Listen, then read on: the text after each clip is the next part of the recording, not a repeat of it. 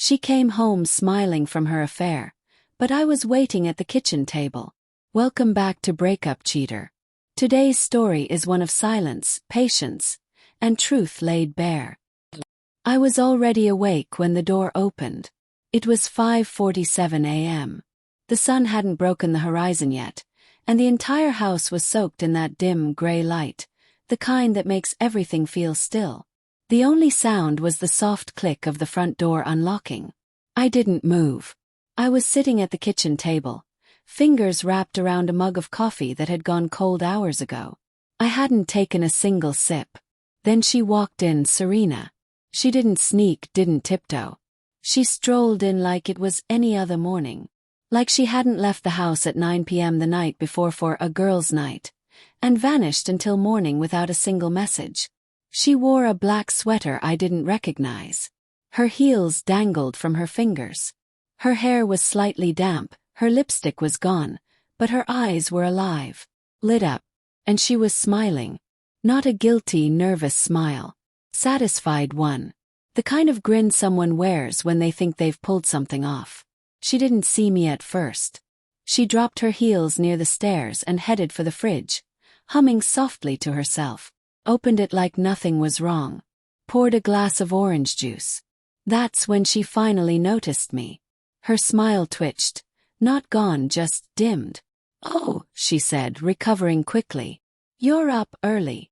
"Couldn't sleep," I replied. My voice was even. "Well, been up for a while." She approached slowly, casual as ever. "I didn't want to wake you. Things ran late. You know how Natalie gets after wine." I nodded once. "Sure." Then I set the mug down. "The thing is, Serena, you left your tablet open on the kitchen counter last night." The first crack. I saw her freeze just for a second. A subtle shift in her posture. Eyes flickering like she was recalculating something behind them. "I didn't even realize," she said softly. "But I did. And I read everything." Now the smile was gone. She stood there with the orange juice in her hand, her body frozen, trying to decide whether to explain, lie, or just run. "Jason," she started. Her voice was thin. Waited. I wasn't going to help her out. She placed the glass down slowly. "Look, whatever you saw I can explain." "Good," I said. "Because I've got questions." She gave a short, nervous laugh. "Seriously? Right now?" He nodded. "No better time." Leaned back. "Let's start here. Who's Ethan?" Small flinch. Barely noticeable, but I caught it. He's no one. A friend of Natalie's. He was out with us. That's all." "Strange," I said, "because your messages make it sound like you've known him for a while. And according to your texts with Natalie, she wasn't even there." Her jaw twitched. "You read my texts with Natalie too?" "You left the device open, Serena. I didn't need a password. I didn't go looking. I just looked." I leaned forward. "You told Ethan to meet you at the Granite Hotel bar. Said you were finally ready to stop feeling guilty. Your words." Her hand trembled. "I was drunk." "You sent those texts before you even left the house. You weren't drunk yet." She rubbed her temple, sighing. "Okay. I met him. I just needed to get out. I needed to feel honest, loved, alive." He offered. Her silence confirmed it. I pointed to a thick envelope sitting in front of me on the table. "You should open that." She didn't move. Just stared at it. "I'm not bluffing," I said. "There's more than just texts." After a pause, she reached for the envelope like it might bite her. She opened it. Out slid a stack of photos. Serena and Ethan at the bar, laughing. His hand on her waist. Her fingers resting on his chest. The two of them heading into the hotel. Into the elevator. Together. She flipped through them. Her breath hitched. Her shoulders sank. Her eyes glazed over. But she didn't cry. Not yet. "How did you?" "A friend," I said. "Ben was there. Just happened to be meeting someone across the room. He spotted you. Didn't even believe it at first. Sent me a couple pictures just to confirm." Serena stared at the table. Look at you, I said. You weren't drunk. You weren't unsure. You knew exactly what you were doing. Her voice cracked. It was just one time, Jason. I didn't mean. You didn't mean for me to find out. That's not the same thing. The silence returned, heavier now. It was a mistake, she whispered. No, I replied. Mistakes are accidents. What you did, that took planning, secrecy, timing. She collapsed slowly into the chair across from me, like her legs just gave up. You had someone follow me, she asked. No, I didn't need to. The truth came to me. She buried her face in her hands. So what?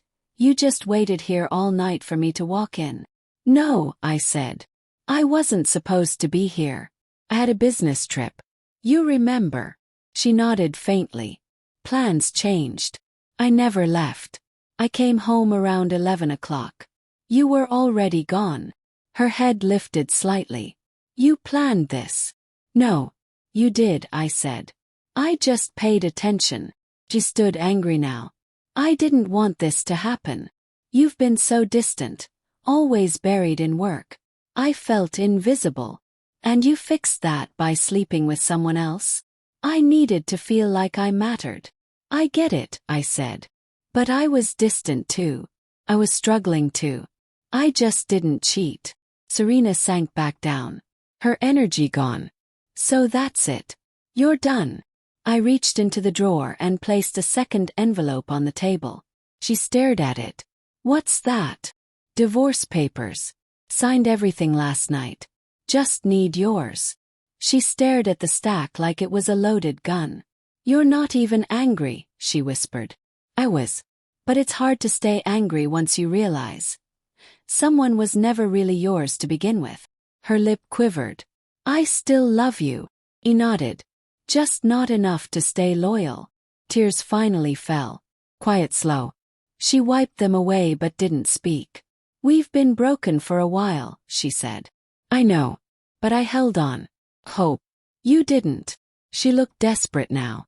I thought you'd fight for us. You didn't come home to fix us, I said calmly. You came home smiling. She looked devastated. This isn't revenge, I continued. It's just peace. It's what self-respect looks like at 5 a.m. when a man sees his wife return from another man's bed and smile like she got away with it. She didn't respond. I stood, grabbed my packed duffel from the hallway, and slung it over my shoulder. I'll be gone by noon, I said. Sign the papers or don't. But this, I gestured to the table, is the last time I'll sit across from you. She didn't move. Just stared at the pages in her lap, like they were written in another language. At the front door she called out faintly. Where will you go? Somewhere I can start over, I replied. Her voice cracked. Please, don't just walk away. I held her gaze one final time. You already walked away, Serena. I just finally decided to follow. She didn't chase me. And I didn't slam the door. I closed it quietly. Out in the driveway the air felt clearer, lighter. No weight in my chest. Just the sound of my footsteps and the morning breeze. I didn't look back. Because some endings don't need closure. They just need a decision. And I'd made mine.